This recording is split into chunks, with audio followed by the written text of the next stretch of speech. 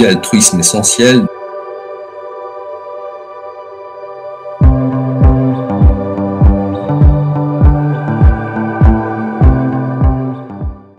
Ça fait maintenant 1 an que je m'intéresse à la spiritualité et je vous ai fait un plan de tout ce que j'ai compris et appris durant ce parcours.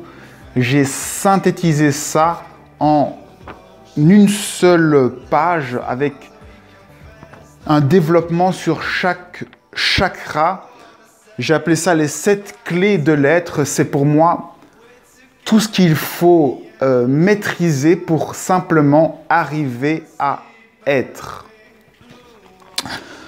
Tout d'abord, il y a la maîtrise corporelle. La maîtrise corporelle, c'est arriver à garder son corps détendu, peu importe la circonstance. Si vous arrivez à garder votre corps détendu, c'est que vous êtes vous-même, que vous êtes bien et que vous n'avez pas de tension ou de stress. C'est un signe que vous vous maîtrisez physiquement. Pour le vérifier, vous pouvez voir votre respiration. Votre respiration doit être ventrale. Lorsque vous respirez par le ventre, c'est que vous respirez comme les petits bébés et comme les gens qui font du chant, qui ont appris à être complètement détendus. C'est lorsqu'on respire par le ventre qu'on est réellement, entièrement détendu. Ensuite, il y a l'entretien physique, c'est-à-dire que naturellement, votre corps, quand vous êtes plus à son écoute, vous allez commencer à comprendre que certains aliments sont meilleurs pour vous que d'autres.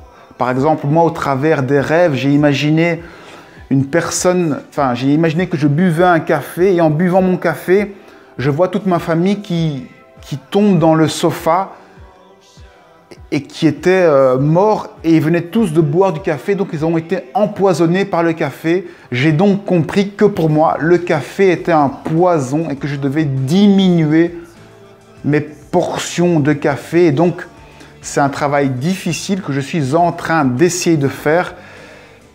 Ainsi, au travers des rêves et de votre expérience, en écoutant votre corps, vous apprenez à écouter ce qui est bon ou non pour votre corps.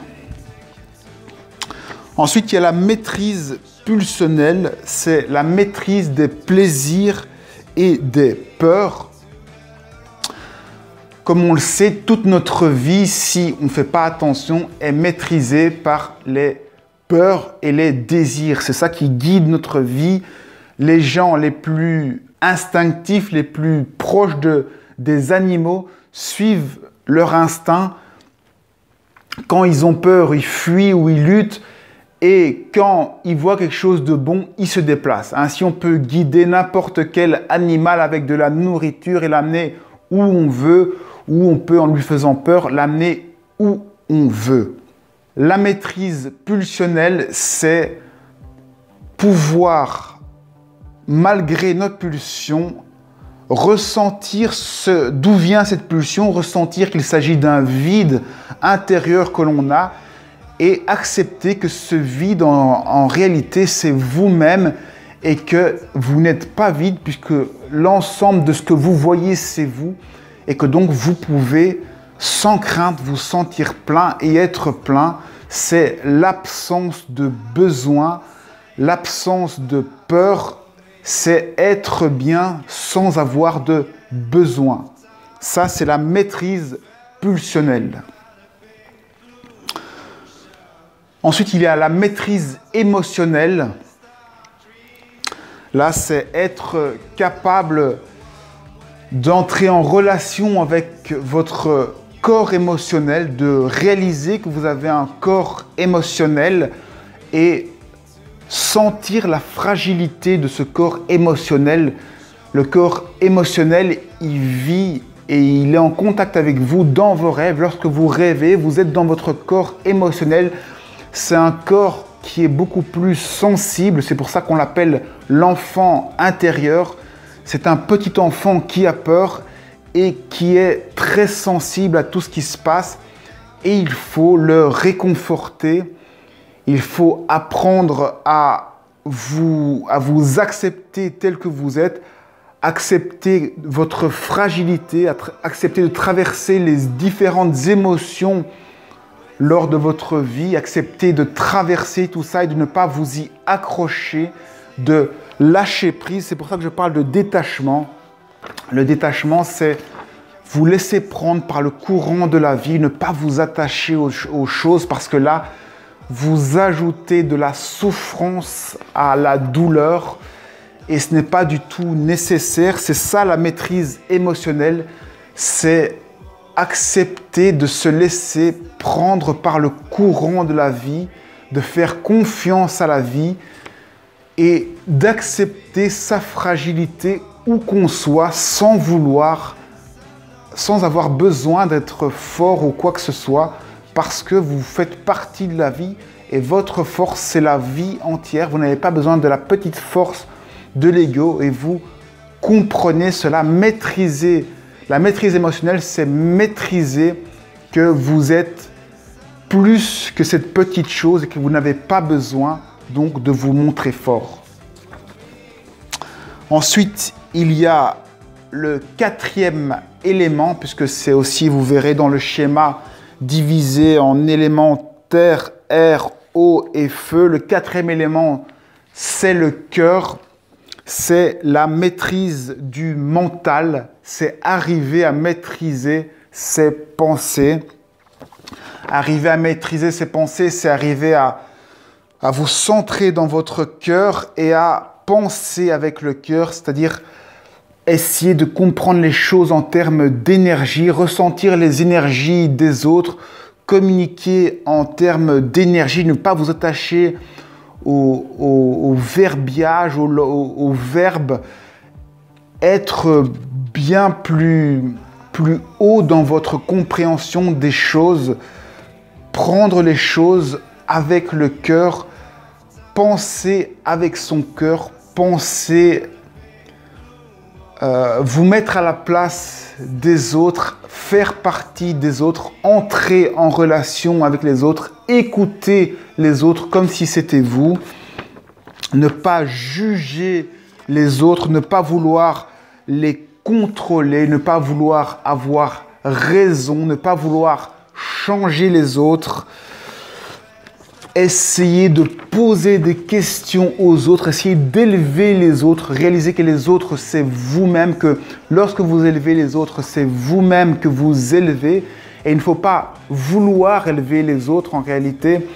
Il faut les voir s'élever en étant vous-même. Retirez aussi toutes ces pensées négatives. Les pensées négatives, c'est entretenir des choses qui vous tirent vers le bas et qui vous font mal, qui vous font souffrir. Ce n'est pas utile. Entretenez des pensées élevantes qui vous élèvent, qui élèvent les autres. Et vous entretenez ainsi des vibrations hautes qui élèvent tout ce qu'il y a autour de vous. Ça, c'est les 4 premiers éléments. Les 3 suivants sont moins importants parce que les 4 suivants se passent dans le domaine spirituel, dans le domaine du rêve, etc. Vous n'avez pas réellement besoin de les mettre en pratique parce qu'ils découlent des 4 éléments que je vous ai dit précédemment. Si dans la matière, c'est-à-dire dans les 4 éléments, vous arrivez à mettre en œuvre tout ceci, eh bien, le pendant psychologique ou spirituel va venir naturellement dans vos rêves. Vous allez rentrer avec les voyages astro et tout ça. Vous allez pouvoir modifier cela à un autre niveau qu'il n'est pas besoin d'évoquer ici.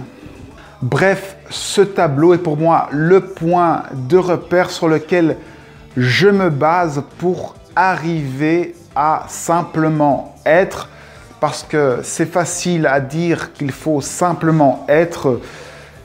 Mais au final, dans le quotidien, c'est quelque chose de difficile. Il faut en permanence se détacher de tout, être détendu en permanence. Finalement, il faut se libérer de tout, faire comme si vous étiez seul, comme si vous étiez bien en permanence, ne plus avoir peur.